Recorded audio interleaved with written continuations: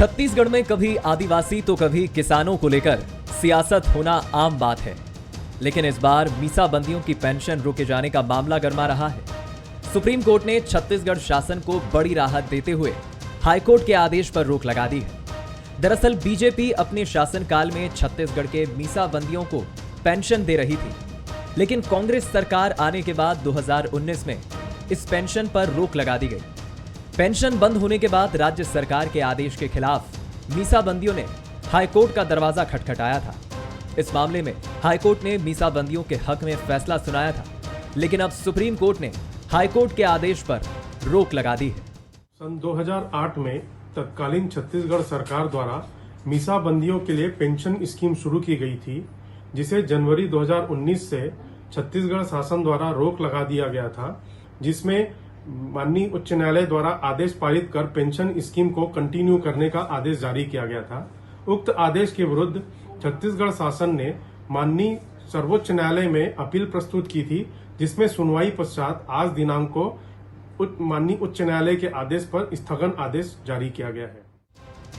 अब इस मसले पर सियासत न हो ये कैसे हो सकता है? कांग्रेस का कहना है कि मीसाबंदी पेंशन के नाम पर जनता की गाढ़ी कमाई के पैसे को रमन सरकार ने लुटाने का काम किया, तो बीजेपी ने कहा कि सुप्रीम कोर्ट ने पेंशन बंद नहीं की है, अंतिम फैसला आने तक हाईकोर्ट के फैसले पर रोक लगाई है। पूर्ववर्ती रमन सरकार ने मीसाबंदी पेंशन के नाम पर जनता की गाढ़ी कमाई के पैसे को अपने कार्यकर्ताओं पर लुटाना शुरू किया था। आरएसएस के कार्यकर्ताओं को मीसाबंदी पेंशन के नाम पर प्रति माह मोटी रकम दी जाती थी। कांग्रेस की सरकार आने के बाद कांग्रेस ने जनता की गाढ़ी कमाई के पैसे की इस लूट को पे रोक लगाई, मीसाबंदियों के पेंशन को बंद कर दिया था। आज सुप्रीम कोर्ट ने कांग्रेस की सरकार के द्वारा लिए गए फैसले के पक्ष में अपना निर्णय दिया है। क्योंकि मामला सुप्रीम कोर्ट में लंबित है और मीसाबंदियों की जो सम्मान निधि है उसका भी अभी आवंटन यहाँ पर होना नहीं है, इस दृष्टि से अदालत ने, सुप्रीम कोर्ट ने और स्थगन आदेश जारी किया है और फरवरी में सारे प्रकरणों का एक साथ निराकरण करने के लिए आदेशित किया है कि सब प्रकरणों पर एक साथ निराकरण होगा। हमको पूरा विश्वास है कि हम सिंगल बेंच में यहाँ जीते हैं, डबल बेंच में जीते हैं, तो सुप्रीम कोर्ट में भी विधिक रूप से हमारा पक्ष मजबूत है, वहाँ पर भी जीतेंगे। सुप्रीम कोर्ट के इस आदेश से मीसाबंदियों को झटका लगा है, तो सरकार को इस फैसले से राहत मिली है। हालांकि इसे लेकर पहले भी खूब सियासत देखने को मिली है और एक बार फिर से वही सियासत प्रदेश में फिर शुरू हो गई है और मीसाबंदियों पर शुरू हुई ये सियासत कब और कहां रुकेगी ये कहना मुश्किल है। कुलेश्वर पांडे, बंसल न्यूज, रायपुर। नमस्कार, आज के मुद्दे में आप सभी का स्वागत है। मैं हूं आदित्य नामदेव। मीसाबंदी को लेकर फिर से छत्तीसगढ़ में राजनीति शुरू हो गई है। हालिया फैसले में सुप्रीम कोर्ट ने हाईकोर्ट के आदेश को, फिलहाल हाईकोर्ट के आदेश को रोक लगा दी है। छत्तीसगढ़ सरकार का, कांग्रेस सरकार का शुरू से कहना है कि मीसाबंदी कौन से स्वतंत्रता संग्राम सेनानी होते हैं या इनका स्वतंत्रता संग्राम में आखिर क्या योगदान रहा है, क्यों हम इनको सम्मान निधि दें। हालांकि राजनीति का विषय हो सकता है। 2008 में मुख्यमंत्री जब थे तत्कालीन रमन सिंह ने ये शुरू किया था, सम्मान निधि के तौर पर मीसाबंदियों को दो कैटेगरी में 15,000 और 25,000 रुपए, दो अलग अलग कैटेगरी में देना। लेकिन उसके बाद से कांग्रेस सरकार आई, 2019 में इस पर रोक लगा दी गई थी। फिजिकल वेरिफिकेशन के आधार पर बहुत सारी चीजें हुई थी। हाईकोर्ट ने तत्काल रिलीफ देने की कोशिश की थी मीसाबंदियों को, लेकिन फिलहाल सुप्रीम कोर्ट ये मामला पहुंचा है और उसके बाद से फिर से छत्तीसगढ़ में राजनीति तेज हो गई है। सम्मान पर सियासत पूरे प्रदेश में जारी है। हमारे साथ इस विषय पर बातचीत करने के लिए तीन बेहद खास मेहमान मौजूद हैं। हमारे साथ मौजूद है धनंजय सिंह ठाकुर जी, कांग्रेस के प्रवक्ता है, नेता है, बहुत स्वागत करता हूं उनका। हमारे साथ सच्चिदानंद उपासने जी मौजूद हैं, राष्ट्रीय उपाध्यक्ष हैं, लोकतंत्र सेनानी मंच के, बहुत स्वागत करता हूं उनका। पीसी रथ साहब मौजूद हैं, वरिष्ठ पत्रकार हैं, बहुत स्वागत करता हूं उनका। सबसे पहले रथ साहब के पास चलता हूं। रथ साहब, आम जनता को थोड़ा समझाइए ये मीसाबंदी है क्या, क्योंकि कांग्रेस का ये कहना है कि ये कोई स्वतंत्रता संग्राम सेनानी नहीं है, लोकतंत्र सेनानी नहीं है, तो फिर किस बात की इनको हम पेंशन दें, किस बात के उनको सम्मान निधि दें। अभी आपने सुना होगा जो कांग्रेस के मीडिया विभाग के चेयरमैन, उनका साफ तौर पर यह कहना है कि ये पैसा हम क्यों बर्बाद करें, छत्तीसगढ़ की आम जनता का पैसा है। तो पहले एक दर्शकों को बताइए कि आखिर योगदान क्या था मीसाबंदियों का और क्यों पिछली सरकार ने जरूरी समझा इन्हें सम्मान देना और ये सरकार क्यों चाहती है कि इन्हें सम्मान न दिया जाए। रथ साहब जी, दरअसल ये पूरा मुद्दा जो है वो कांग्रेस ने जब उस समय में इंदिरा जी के समय में आपातकाल देश में लगाया था, उसके बाद जिस तरह से बड़े पैमाने पे गिरफ्तारियां हुई थी, उस समय लोकतंत्र को लेकर के एक बहुत बड़ा सवाल उठा था। और जितने पत्रकार, सरकार के खिलाफ बातें करने वाले राजनीतिक दलों के लोग, ज़्यादातर लोगों की गिरफ्तारियां हुई थी। बड़े पैमाने पे सरकार उस समय में इस तरह से गिरफ्तारियों को हर जगह अंजाम दे रही थी। और उस समय ज्वाइंट मध्य प्रदेश था, तो मध्य प्रदेश के स्तर पर जो गिरफ्तारियां हुई थी उन सभी को बाद में जब कांग्रेस की सरकार के जाने के बाद भाजपा जनता दल की सरकार आई, और जनता दल नहीं कहेंगे उसको, जनता पार्टी की सरकार आई, तो बाद में उन सभी जो मीसा के तहत जो बंद किए गए थे उन सभी लोगों की लिस्टिंग की गई। और उसमें फिर उनके प्रति एक सद्भावना का वातावरण बना कि उन्होंने लोकतंत्र को जिंदा रखने के लिए लड़ाई लड़ी थी, इस तरह से बात की गई। और उसके बाद फिर जब भाजपा की सरकारें आगे बनती गई, मध्य प्रदेश छत्तीसगढ़ में 2008 से इसको लेकर के पेंशन की शुरुआत की गई थी। तो ये पेंशन की राशि शुरू में कम थी, बाद में धीरे धीरे वो पेंशन की राशि में वृद्धि भी हुई। तो ये सम्मान निधि के रूप में जो राशि दी जा रही थी, एक बहुत बड़ा आरोप कांग्रेस ये लगाती रही कि ये संघ समर्थक लोगों को भाजपा चुन चुन करके मीसाबंदी के रूप में ये सम्मान निधि दे करके जनता के धन का दुरुपयोग कर रही करके। इस तरह का आरोप इसलिए भी लगा क्योंकि बहुत सारे और दूसरे राजनीतिक दलों के लोग, वामपंथी दलों के लोग जो उस समय गिरफ्तार हुए थे, उन लोगों ने बाद में लेने से इनकार कर दिया था, क्योंकि उनका कहना था कि हम लोगों ने अपना जो है वो कर्तव्य निभाया है और लोकतंत्र के लिए लड़ाई हमको लड़नी है, तो उसके लिए हम अलग से क्यों सरकार से सम्मान लें करके। इसलिए बहुत सारे कम्युनिस्ट पार्टी के लोगों ने गिरफ्तारियों के बावजूद, लंबे समय तक जेल में रहने के बावजूद पेंशन लेने से मना कर दिया था, ये सम्मान निधि लेने से मना कर दिया था। तो उसी को ध्यान में रखते हुए ये दो तरह की धाराएं हैं, जिसमें ये माना जाता है कि चूंकि ये भाजपा और संघ के समर्थक बड़े पैमाने पे लोगों की लिस्टिंग की गई थी और उनको पेंशन दिया जा रहा था, तो ये कांग्रेस का आरोप है। और इसलिए कांग्रेस की सरकारें जहां जहां भी आई, कमलनाथ जी की सरकार मध्य प्रदेश में बनी थी तो उन्होंने तुरंत उस पर रोक लगा दी थी। और छत्तीसगढ़ में ये जैसे ही भूपेश बघेल की सरकार आई तो उन्होंने 1 आध साल के भीतर ही उस पर रोक लगा दी थी। क्यों लगता है कि सम्मान निधि मिलना चाहिए? क्योंकि कांग्रेस कहती है स्वतंत्रता संग्राम सेनानी थोड़ी थे भाई जो आप आजादी के लिए लड़े। क्यों लगता है आपको? क्योंकि काफी लंबे समय से आप लोग भी सरकार के खिलाफ लड़ रहे हैं, मीसाबंदी के तौर पर आपको भी पेंशन मिलती रही है। क्यों ऐसा लगता है कि सम्मान निधि मिलनी चाहिए? और अब सुप्रीम कोर्ट ने, चूंकि फिलहाल ये फौरी तौर पर राहत है, अभी तो दोनों पक्षों को सुना जाएगा, अंतरिम जो राहत है नहीं देना है या नहीं देना है सुप्रीम कोर्ट आने वाले समय में डिसाइड करेगा। लेकिन क्यों, आपको क्यों लगता है, थोड़ा समझाने की दर्शकों को भी कोशिश करिए कि सम्मान निधि मिलना चाहिए। स्वाभाविक रूप से कांग्रेस तो यही बात बोलेगी, क्योंकि आपातकाल जो हमें हमारे पत्रकार महोदय कह रहे थे, इंदिरा जी जो रायबरेली से चुनाव लड़ी थी, इलाहाबाद उच्च न्यायालय ने उस चुनाव को अवैध घोषित कर दिया था और वो सत्ता, प्रधानमंत्री की कुर्सी भी उनको छोड़ने के लिए कहा गया था। वे केवल अपनी सत्ता की भूख के चलते उस अदालत के आदेश को उन्होंने रद्दी की टोकरी में फेंक दिया और संविधान में संशोधन रातों रात करके देश में, जब पूरा विपक्ष ये मांग कर रहा था कि अदालत के आदेश का सम्मान करो, इस बात को लेकर जयप्रकाश नारायण जी के नेतृत्व में पूरे देश में एक प्रकार से आवाज़ बुलंद हो रही थी। उस समय इंदिरा जी को कहीं ना कहीं लगा कि जनमत जो है वो जयप्रकाश नारायण जी और बाकी विपक्षी दलों के साथ है। उन्होंने आनंद फानन में राष्ट्रपति फखरुद्दीन अली अहमद जो थे उनसे रात्रि 12 बजे दस्तखत करा के और देश में आपातकाल लगा दिया और सारे अखबारों पर सेंसरशिप लगा दी कि किसी अखबार में यदि इस आपातकाल के बारे में समाचार छपेगा तो उसको सीज कर दिया जाएगा। सबकी लाइनें काट दी गई, दिल्ली के जितने अखबार, बड़े अखबार थे, और रातों रात जो है सबको गिरफ्तारियां घरों से जहां जहां थे वहां से, चाहे अटल बिहारी वाजपेयी हो, लाल कृष्ण आडवाणी हो, राजमाता सिंधिया हो, रायपुर में मधुलिमाय गिरफ्तार हुए। इस प्रकार पूरे देश भर में एक गिरफ्तारियों का दौर चला और बड़ी मात्रा में गिरफ्तारियां रातों रात करके सबको जेल के सिक्चों में डाल दिया गया। और लगातार जो भी विपक्ष में थे, चाहे समाजवादी पार्टी हो, चाहे कम्युनिस्ट, जैसे बताया अभी कम्युनिस्ट पार्टी है, और दिगर पार्टियां जो छोटी मोटी पार्टियां थे, उन सबको, यहाँ तक कि जो लालू प्रसाद यादव और इन सब लोग हैं वो भी जेल के सिक्चों में उस समय थे। और इस प्रकार से जब ये आतंक का राज हुआ, जबरिया नसबंदी करी जाने लगी, जबरिया लोगों की झोपड़ियाँ तोड़ी जाने लगी, और इस प्रकार जब आतंक का संजय गांधी और इंदिरा गांधी की जो मोनोपोली चलने लगी, तो उस समय सत्याग्रह प्रारंभ हुआ कि, और सबने देश भर में नौजवानों ने सत्याग्रह किया, बुजुर्गों ने किया, महिलाओं ने किया, बड़ी मात्रा में लाखों की संख्या में लोग उस आपातकाल के तानाशाही के खिलाफ सड़कों पर आए कि इंदिरा तेरी तानाशाही नहीं चलेगी। मैं स्वयं 18 वर्ष का नौजवान था और मैंने भी और मेरे साथ मेरे 2 भाई और थे, उन लोगों ने भी इस प्रकार के नारे लगाकर गिरफ्तारियां दी। और ये पता था कि पूरे समय ये, क्योंकि इंदिरा जी के बारे में कहते थे कि इनका सूर्य कभी अस्त नहीं होता, Indira is India, India is Indira, इस प्रकार के नारे जो है कांग्रेस के नेताओं के द्वारा लगाए जाते थे। वैसे समय में उस विपरीत परिस्थितियों में नौजवानों ने जो है अपनी जवानी खत्म करके 2-2 साल की परीक्षाएं नहीं देने मिली उनको, सब प्रकार से उनको जेल के शिक्षों में प्रताड़ित किया गया, मारा गया, उनके हाथ पैर तोड़े गए, उनको खाना नहीं मिला, उनको साहित्य नहीं मिला पढ़ने के लिए। इस प्रकार का आतंक का राज जो है जेल में इस प्रकार का किया गया।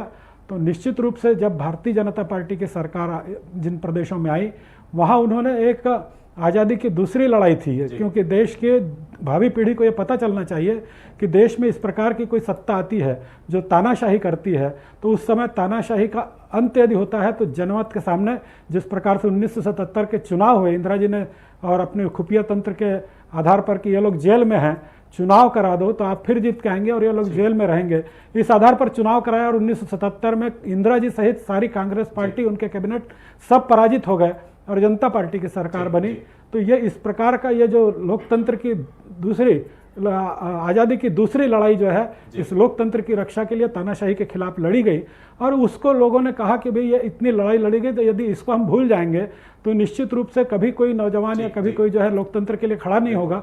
इसलिए इनको सम्मानित करना चाहिए। जैसे आज़ादी के पहले आज़ादी की लड़ाई में भी जो स्वतंत्रता संग्राम सेनानी थे, उनको आज तक इसीलिए पेंशन मिलती है कि लोग उनसे प्रेरित होकर ऐसा कोई अवसर आता है तो देश की लड़ाई के लिए लड़ने के लिए तैयार हो जाएं। इसलिए ये जो आरोप लगता है कि ये जैसा अभी कह रहे थे कम्युनिस्ट, मैं यहाँ स्वयं जानता हूँ कि कम्युनिस्ट जो थे वो भी इन पेंशन को लेते थे, चाहे वो गुहानी योगी के परिवार के हों, चाहे वहाँ राजशेखर के परिवार के हों, सहदेवन के परिवार के हों, सब उन लोग भी लेते थे, समाजवादी भी लेते थे। कांग्रेस के भी लोग जो उस समय इंदिरा जी के खिलाफ जिन्होंने जिहाद छेड़ी, वो भी जब आए तो उन लोगों ने भी लेना। धनंजय जी, आजादी की दूसरी लड़ाई कह रहे हैं उपासने जी, क्यों दिक्कत है? जिन युवाओं ने अपना जीवन पूरा बर्बाद कर दिया उस आपातकाल के दौरान, उनको अगर सम्मान निधि मिल रही तो दिक्कत क्या हो रही कांग्रेस को? लेने दीजिए भाई सम्मान निधि। अब हाई कोर्ट में अप्रूवल हुआ, अब आप सुप्रीम कोर्ट चले गए, क्या नहीं चाहते क्या कांग्रेस वाले की मीसाबंदियों को सम्मान निधि मिल पाए? धनंजय जी, देखिए, आज सवाल यहाँ पर यह उठता है कि मीसाबंदी के नाम से जो देश और प्रदेश की जनता को जो ठगने का काम किया पूर्ववर्ती सरकार ने, आप देखेंगे ये मीसाबंदी के नाम से पेंशन किनको मिल रहा था? ये आरएसएस से जुड़े लोग थे, भारतीय जनता पार्टी के झंडा उठाने वाले लोग थे, भारतीय जनता पार्टी के लिए काम करने वाले लोग थे। सवाल तो ये उठता है ना कि पूर्व की रमन सरकार ने मीसाबंदियों को पेंशन देने के नाम से राज्य के खजाने पर लगभग 100 करोड़ रुपए का चोट पहुंचाने का काम किया है। ये वो 100 करोड़ रुपए है जिसमें युवाओं के लिए स्कूल खुल सकते थे, स्वास्थ्य की केंद्रें खुल सकती थी, सुविधाएं डेवलप हो सकती थी। तो निश्चित तौर पर, और जिसको जो लोकतंत्र के विरोधी ये बता रहे थे, जिस आपातकाल की हम चर्चा कर लेते हैं, उस आपातकाल में तो बड़े बुजुर्ग बताते हैं कि ट्रेन जो है समय पर चलता था, ऑफिस टाइम पर चलता था, सरकारी सुविधाएं जो उसकी तय सीमा उसके भीतर मिलती थी। तो विरोध करने वाले कौन थे? विरोध करने वाले लोग वो लोग थे जो आरएसएस की मानसिकता से चलते थे और जो लोकतंत्र का अपमान करते थे। मैं तो कहना चाहूंगा, हकीकत में तो अघोषित आपातकाल तो अभी लगा है। मैं तो बैठे हुए सम्मानित उपासनी से कहूंगा, जिस प्रकार से अचानक ट्रेन को बंद कर दी जाती है, अचानक देखेंगे आप सरकारी कंपनियों को बेच दिया जाता है, जनता के चुनी हुई सरकार को ईडी सीबीआई आईटी भेज के उस लोकतंत्र सुनी सरकार की हत्या कर दी जा रही है, जिस प्रकार से वहां का रोजगार, ये एक्चुअल में आपातकाल ये है। यहाँ तो ट्रेन ही नहीं मिले लोगों की। तो मैं तो इनसे आग्रह करूंगा कि अब लोकतंत्र सेनानी जो है इस तानाशाही नरेंद्र मोदी सरकार के खिलाफ सड़क पर उतरेंगे और जनता की लड़ाई लड़ेंगे। यही इनका स्वार्थ भाव दिख जाता है। कम्युनिस्ट लोग भी थे ना, उन्होंने तो इनकार कर दिया सम्मान लेने की। और आज भी मैं यही छत्तीसगढ़ की बात करना चाहूंगा, 15 साल तक जब भारतीय जनता पार्टी सत्ता में थी तो कांग्रेस के नेता भी उनके जन विरोधी नीतियों के खिलाफ जब आंदोलन करते थे, उनको तो घर में निगरानी के लिए जाता था, उनके ऊपर केस दर्ज किए जाते थे। तत्कालीन प्रदेश अध्यक्ष भूपेश बघेल जी के पूरे परिवार के ऊपर केस दर्ज किया गया। किस प्रकार के लोकतंत्र की बात करते हैं आप? आइए ना, लोकतंत्र क्या कांग्रेस का शासन था तभी आपको लगता था कि लोकतंत्र खतरे में है? आज 8 साल से देश में अघोषित आपातकाल है, कहाँ है हमारे सम्मानित लोकतंत्र सेनानी लोग, तो इनका स्वार्थ यहाँ पे स्पष्ट हो जाता है। और देश और प्रदेश की युवाओं को आपके चैनल के माध्यम से बता देना चाहता हूँ, ये आपातकाल का जो विरोध करते थे, ये आपातकाल भारत के संविधान में एक अधिकार दिया हुआ है। अगर इनको आपातकाल गलत लगता है, क्यों 8 साल में नरेंद्र मोदी की सरकार ने आपातकाल को संविधान से हटाने का काम नहीं किया है? सिर्फ झूठ बोलने के लिए और सिर्फ लाभ पाने के लिए। मैं तो आग्रह करूंगा लोकतांत्रिक सेनानियों से, आइए ना भाई, ट्रेन बंद है, जनता परेशान है, लोगों का अगर सहमति का अधिकार को खत्म कर दिया गया है, कोई सरकार के खिलाफ बात करता है, कोई पछी तो ईडी सीबीआई आईटी से घर पहुंच जाती है, मीडिया पर प्रतिबंधित लगाया गया, मीडिया वही दिखाएगी जो नरेंद्र मोदी जी और साथ चाहेंगे। ये तो हकीकत में लोकतंत्र की हत्या अभी हो रही है। ठीक, दत्त साहब, तो क्या आपातकाल की स्थितियां बदल गई हैं? इंदिरा जी के समय का आपातकाल दूसरा था, मोदी जी के समय का आपातकाल दूसरा, जैसे कि कांग्रेस आरोप लगाती रही है। ये है क्या एक्चुअल? क्योंकि ये बात तो तय है कि आपातकाल एक काला अध्याय था, ये भारतीय जनता पार्टी के लोग शुरू से ये कहते हैं। उस दौर को तो हमने देखा नहीं, शायद आप उस दौर से 2-4 हुए होंगे, लेकिन क्या वाकई में उस दौर में जिन लोगों ने उस सरकार के खिलाफ या आपातकाल के खिलाफ संघर्ष किया, उनको सम्मान निधि मिलनी चाहिए? क्या वो वाकई में वो उस दौरान वो जरूरी था आपातकाल के खिलाफ लड़ना? क्योंकि उपासने जी ने निश्चित तौर पर देखिए अपना युवा जो उस समय होता है, जो मेजर समय होता है किसी भी इंसान की लाइफ डिसाइड करने वाला जो समय होता है, उसको उन्होंने जेल में काटा। बहुत सारे ऐसे लोग हैं, 350 लोग करीब प्रभावित हो रहे हैं छत्तीसगढ़ में, बाकी जगहों का मैं आंकड़ा लेना नहीं चाहता। तो क्या वाकई में सम्मान निधि आप मानते हैं? क्योंकि एक बहुत बड़ा समय उन्होंने अपने जीवन का उस योगदान दिया उस समय में जिनको ये आपातकाल या काला अध्याय कहते थे, तो ये सम्मान निधि मिलना चाहिए, सरकार को बड़ा दिल दिखाना चाहिए यहाँ पर। दरअसल देखिए, उस समय जैसा आपने कहा, उस समय मैं लगभग 7 साल की उम्र का था, और हम लोग जिस तरह से पुलिस की शक्ति होती थी, और निश्चित रूप से पुलिस हर तरह से आवाज़ों को दबाने का काम करती थी, और ये तो तय है कि हमारे देश में जो भी सरकारें नहीं हैं वो पुलिस का इस्तेमाल जनता की आवाज़ को दबाने के लिए करती रही है। तो उस समय में एक जो माहौल था वो इस तरह का था, जैसे कि कई कलाकारों के गानों को रेडियो पे बजाने में प्रतिबंध था, और उसके बाद तरह तरह के जो सरकार के तौर पे जो चीज़ें लोगों की आवाज़ दबाने के लिए जो की गई, उसके विरुद्ध कई अखबारों ने ब्लैक संपादकीय भी निकाला उस तरह से। और शाह आयोग एक बना था बाद में, जिसने हमारे प्रदेश के भी एक बड़े नेता रहे हैं, उनकी गतिविधियों की भी जांच की थी, और शाह आयोग की रिपोर्ट पूरी किताब के रूप में पब्लिश भी हुई थी बाद में, तो उसको भी मैंने पढ़ा था। तो मुझे लगता है, मेरा अपना नज़रिया है कि सरकारें जो पहले आपातकाल लगा करके जो लोगों की अभिव्यक्ति को रोकती थी, वो अभी पिछले 5-7 सालों से संवैधानिक संस्थाओं को कमज़ोर करके बिना आपातकाल लगाए वो सब चीज़ें की जा रही हैं। तो एक तरह से ये बड़ा फर्क है कि लोगों की अभिव्यक्ति को रोकने के लिए, जैसा कह रही है वो भी आपातकाल था और ये भी आपातकाल है। जी, बिल्कुल बिल्कुल, मैं ये मानता हूँ कि वो घोषित आपातकाल था, और बाद में जो चल रहा है ये दौर जो है अघोषित आपातकाल। उपासने जी, देखिए, आप चर्चा आज करने बैठे हैं इंदिरा जी के आपातकाल की, तो निश्चित रूप से जो बातें हमारे वरिष्ठ पत्रकार जी ने कही, जो बातें प्रवक्ता कांग्रेस जी ने कही, ये जिस प्रकार से कांग्रेस को ये आपत्ति है, ये जिन्होंने देखा ही नहीं है आपातकाल, मैंने तो स्वयं उसको भोगा है, इन्होंने भी केवल पढ़ा है, उसको देखा नहीं है। जो बात देखा है उसको इन्होंने स्वीकार किया। यदि उस समय आपने उन बातों को देखा होगा तो जिस प्रकार की बातें आप नहीं कहते। मैं स्वयं अपना ही उदाहरण, जैसे तो मेरे जैसे हजारों नौजवान थे जिन्होंने केवल एक नारा लगाया था कि इंदिरा तेरी तानाशाही नहीं चलेगी, भारत माता की जय, वंदे मातरम, आपातकाल देश से हटाओ, गिरफ्तार लोगों को रिहा करो। इतना ही नारा मैंने लगाया था। मेरा क्या दोष था कि मुझको 19 महीने जेल की शिक्षा में मेरे को न अदालत जाने के लिए न तो पेशी हुई, न अदालत जा पाया, न वकील लगा पाया। सारे प्रतिबंध आपने ऐसा लगा दिए थे कि आज़ादी छीन ली थी। आज इसकी तुलना कर रहे हैं। आज आपको तो रात को 12 बजे भी आप कोर्ट खोल के आप अपराधियों को बचाने के लिए वहाँ खड़े हो जा रहे हैं, आपके वकील लोग कांग्रेस पार्टी के।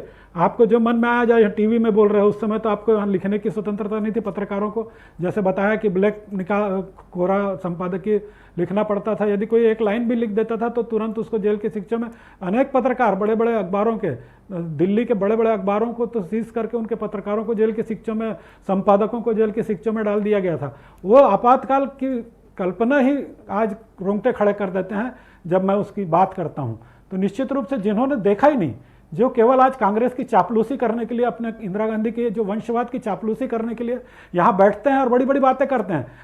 इस आपातकाल के बारे में जो बातें आज यहाँ कह रहे हैं, हाई कोर्ट में सिंगल बेंच, डबल बेंच, जहां तक इन्होंने लड़ाई लड़ी, अभी सुप्रीम कोर्ट में भी इनकी याचिका का आप देख लीजिए, जो बातें यहाँ पर कह रहे हैं वो बातें इन्होंने अदालत के सामने क्यों नहीं कही। यदि ये लोकतंत्र है तो आपको वहां पर भी कहना चाहिए, जो बातें आज आप यहाँ पे कह रहे हैं बड़े दमदारी से आप कह रहे हो, तो क्यों उस लोकतंत्र के मंदिर में आप बातें छुपा रहे हो, जो बातें आप यहाँ पे कह रहे हो। उसके बाद भी जो बातें आपने कही उसको अदालत आपका बेंच नहीं माना, सिंगल बेंच ने नहीं माना, डबल बेंच ने नहीं माना। आप नियम में संशोधन, ये तानाशाही आपकी अभी भी चल रही है। कोर्ट के आदेशों को आज भी आप रद्दी की टोकरी में फेंक रहे हो, सिंगल बेंच का फेंक दिया, बदल दिया।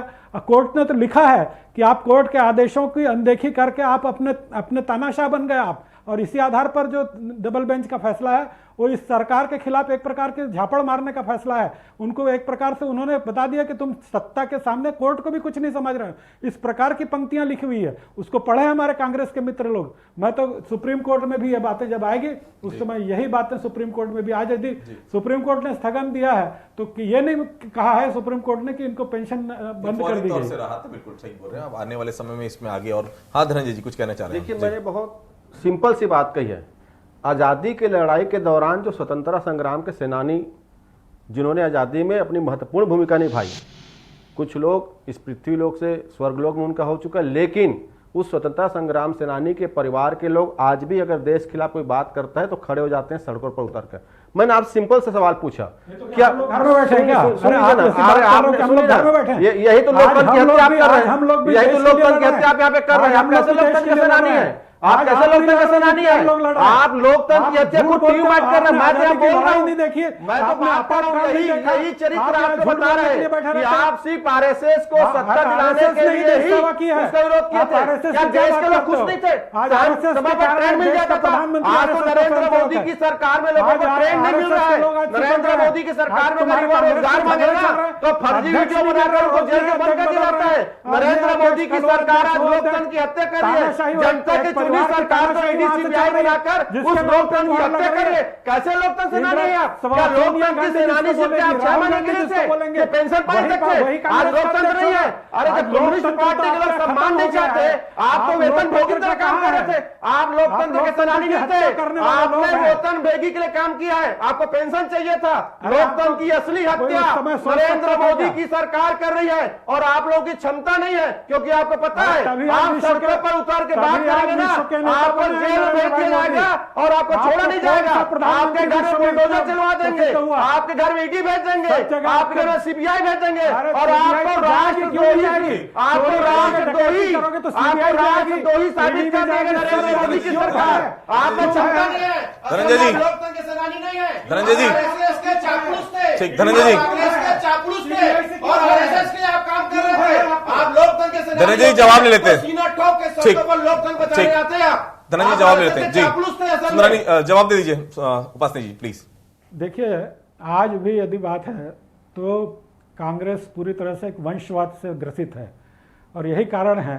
वही कांग्रेस लोग देश को कुर्बानी दिए, कोई अंग्रेजों से पेंशन नहीं लिया सावरकर की तरह। एक तरफ तो भारत कांग्रेस के लोग देश को कुर्बानी दिए, कोई सावरकर की तरह पेंशन नहीं लिया है, या आप लोगों की तरह पेंशन नहीं मांग रहे हैं। कांग्रेस पूरी तरह से आज कभी दिग्विजय सिंह को अध्यक्ष घोषित कर रहे हैं, कभी उनका लोकतंत्र है। गहलोत को आप हमारे कांग्रेस पार्टी के ऊपर होते तो आपको अधिकार होता चुनाव लड़ने का। कांग्रेस का वंशवाद भी आज कांग्रेस को संभाल नहीं पा रहा है। इस प्रकार की तानाशाही कांग्रेस में आज चल रही है, उनके संगठन में चल रही है। अरे मोदी तानाशाही पर आप तो लोकतंत्र के सेनानी है ना, आप में क्षमता नहीं है मोदी तानाशाही का विरोध करने की। आपको पता है मोदी भाजपा आपको राष्ट्रद्रोही साबित कर देगी। नहीं लड़ पा रहे हो, यही तो आपका चरित्र दिख रहा है, यही तो आपका चरित्र है। अरे लोकतंत्र सेनानी क्या 6 महीने के लिए थे? क्या 6 महीने के भारत में लोकतंत्र काम हुआ था? और वो कम्युनिस्ट के लोग जो सम्मान नहीं मांगे वो तो आज भी लोकतंत्र से बचाने लड़ाई लड़ रहे हैं। आपको लोकतंत्र दिखते नहीं कभी आप हैं, उनके लिए बचाव करने आप सुप्रीम कोर्ट जाते हो। रात को 12 बजे दिख नहीं रहा है, लेकिन हम सबकी नजर रहेगी सुप्रीम कोर्ट जब इस पर अंतरिम फैसला दे। फिलहाल ये फौरी राहत जरूर दी है सरकार को, लेकिन उम्मीद यही कि जब इसका फैसला आएगा तो हम सबकी निगाहें रहेंगी, क्योंकि भारतीय जनता पार्टी का साफ तौर पर कहना है कि ये दूसरी स्वतंत्रता की लड़ाई, और कांग्रेस का बहुत साफ तौर पर कहना है कि आपातकाल अगर देखना है अभी आप समझिए, शायद उस आपातकाल की स्थिति आपको बेहतर इस केंद्र सरकार में नजर आए। तो फिलहाल आज चर्चा में हमारे साथ आप सभी लोग जुड़े, आप सभी लोगों को बहुत बहुत धन्यवाद। तो आज के मुद्दे फिलहाल इतना ही, कल किसी अन्य मुद्दे पर फिर से मुलाकात होगी, तब तक के लिए बहुत बहुत धन्यवाद।